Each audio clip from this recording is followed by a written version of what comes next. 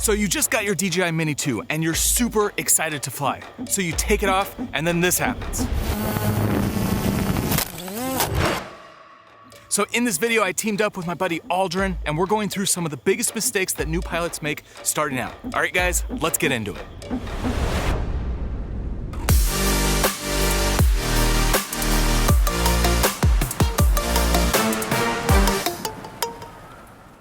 The DJI Mini 2 is such an awesome little drone. It's tiny, it's lightweight, but you can get some awesome photos and videos. So I've teamed up with my buddy Aldrin. He has a channel called Flytpath, which is a great resource for anything and everything drone related. And I highly suggest you guys go check out his channel after you finish this video. Now, me and Aldrin also did another video just like this, the biggest mistakes that new pilots make, around the Mini 1, but all those same mistakes also apply to you as a Mini 2 owner. So between these two videos, there is a ton of tips to help you guys out, especially those of you who are first-time flyers. So I'm gonna pass off to Aldrin and he's gonna start with the first mistake. Now, when you first get the drone up in the air, one of the mistakes I see a lot of people doing is not taking into account your surroundings. Now, the reason why your surroundings is so important is because if you ever had to press that return to home button, you want to make sure that the return to home height is higher than anything around your area. Right here, I have a really tall light post. Right here to the left, I have some power lines. Also on the right-hand side here, I have a lot of hillsides. Now, the reason why you want to make sure that return to home is set higher than that, because if you ever had to press, or if the drone had to return to home, what it's going to do is it's going to go to that height and then start making its way back home. So if your drone is set to a lower height than some of these obstacles, then you definitely will risk having that drone run right into it. Then if you wanted to pause or stop that return to home, just press that pause button, and there you go, it'll stop right there in the middle of the air, and then you can actually manually, which I like to do, is manually fly it back in. And then same thing, the wind is to my back right now. If I wanted to catch this, all I do is come up, place my hand underneath, and safely land in your hand. So mistake number 2 is not paying attention to what time of day you're filming at. So if you shoot midday and the sun is like right up there, high in the sky, rather than like a little bit lower in the sky, right now the sun's kind of getting towards sunset. If you shoot midday, your images are just kind of very bland looking, kind of bluish, especially with the sensor on this drone. And it doesn't have that pop that you want to see from like really good looking drone footage. So if you pay attention to time of day and you shoot closer to sunrise, closer to sunset, you can get some really good looking footage out of this drone, and the colors look amazing. You just don't want to put the drone up in the middle of the day and expect to get the best looking footage. So think through when you're planning to shoot, think through when you want to get those shots and where the sun position is going to be. And if the sun can be a little bit lower in the sky, you'll see you can get some really awesome footage with this little tiny drone.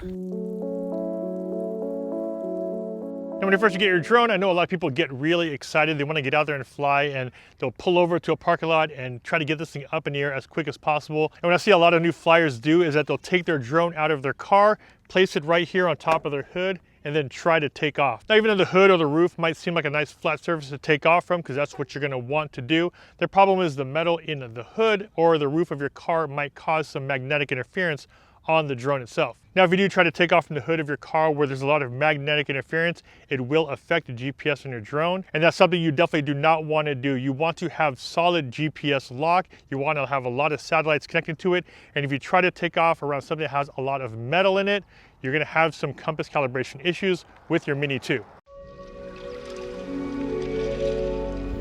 The next mistake is not paying attention to what mode you're in. So on your controller in the center, you have Cine, Normal, and Sport mode. Now, you want to use these interchangeably depending on the situation that you're shooting in. And you don't want to just flip it into Sport mode and then fly trying to get good looking footage with the Sport mode, because if you push the throttle too fast, this is what happens. The drone will dip because the propellers are moving faster. It's trying to get more speed. So the angle of attack is going to change, which basically causes the drone to dip, and your camera dips as well. Now, there's definitely times where you're gonna wanna flip into sport mode to get those super fast shots, but just know that your camera's not gonna be as stable when you're flying in the sport mode. You wanna use normal or the Cine to get the most stable footage out of this drone. Now, hand launching and hand catching is a little bit more of an advanced move. So if this is your very first time flying it, I definitely would not recommend trying it right away. However, it's definitely one of those things you're gonna wanna learn, mainly because of the fact you're not always gonna have an ideal place to take off and land from. Now, the one mistake a lot of new flyers do is that they don't take into consideration where the wind is coming from. Now, unfortunately for this demonstration, there's no wind today, but what you're gonna do is make sure that wind is normally coming towards your back. That way, if your drone is gonna hand launch and hand catch from your hand, the wind is gonna be pushing it away from you and not towards you. I've seen a lot of videos online when people try to hand launch and hand catch and the drone will take off and then kind of blow right into or towards their face. So the one thing you wanna do, don't make the mistake, is make sure that that wind is coming from behind you and pushing your drone away from your body and not towards you. Press that button for takeoff, and then it'll say takeoff, press and hold it, let go, and there you go. So like I said, don't make that mistake of having the wind blow towards you. Turn your body, get that wind on your back, and have the wind blow to the back of the drone. That way, if it does take off from your hand, it's gonna be going away from you and not towards your face. So let's talk about sun flares, because depending on which way you're positioning the camera, when the sun hits the lens, it creates this kind of like pinkish purplish flare, and you can see right here on the screen. Now, it could look cool to use these sun flares when you're shooting, but you don't want to just like have a shot where the sun is always at the same direction to the lens and you just have this purple flare creeping in. It just doesn't look good. So just like I was talking about earlier, you want to pay attention to where the sun is, time of day, but you also want to pay attention to where the sun is in relation to the camera. If you're going to be getting the sun in your shot, you can let it flare, but just don't let the sun be at the perfect angle where, you know, it has that pinkish flare, because it's hard to see on the monitor. So you just got to make sure that you pay attention to where the sun is and look for those flares, because for me, when I've been out flying, I've noticed it's hard to see them on the phone when you're recording, but then when you get back home and you put it on the computer, all of a sudden you can see this flare coming in and it will ruin your shot.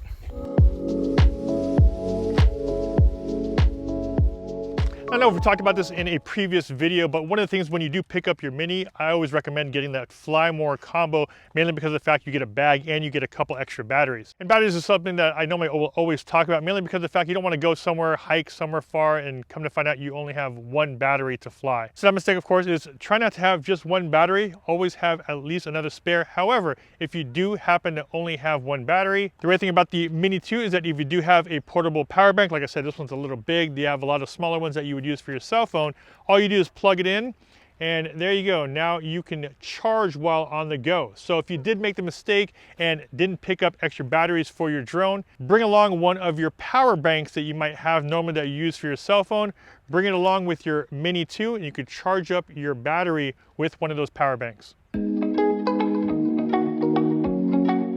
Another mistake is exposing too bright. So with this camera, I've noticed when you shoot at 0, the footage tends to be a little bit too bright. Like it doesn't look right. I've found that when shooting auto, I can shoot at -0.3, -0.7, or -1, and I get a much better looking image out of this drone. Now, if you're shooting on manual, you just need to dial in your settings. So definitely turn on your overexposure warning and bring up your histogram. Those tools will help you expose properly by seeing where 100% or like super overexposed is and be able to bring your image back from there so that you can get the best look out of this camera. Now this one's not really a mistake. I'd say it's more of a tip as well as something that a lot of people might oversee. So I could see it's a mistake as far as not utilizing it. But what I like to do when I go out flying is utilize the maps a lot better. And I think that's a mistake that a lot of pilots don't really do, especially when you're coming back home. Now it is pretty normal to try to use the camera to navigate your way back home.